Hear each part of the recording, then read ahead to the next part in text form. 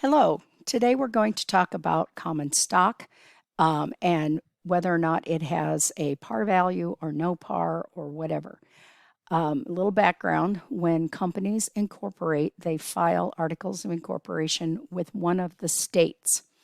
Okay, so each state has its own laws regarding what common stock can be, and some require a par value, some do not.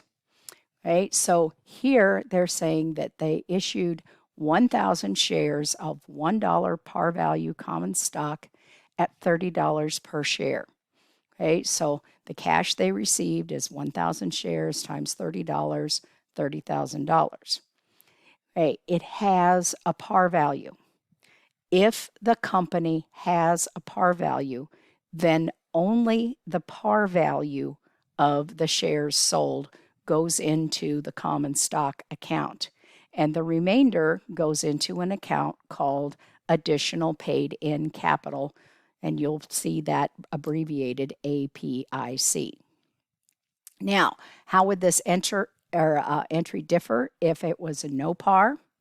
If it was no par stock, then it all goes in the common stock account. Thank you.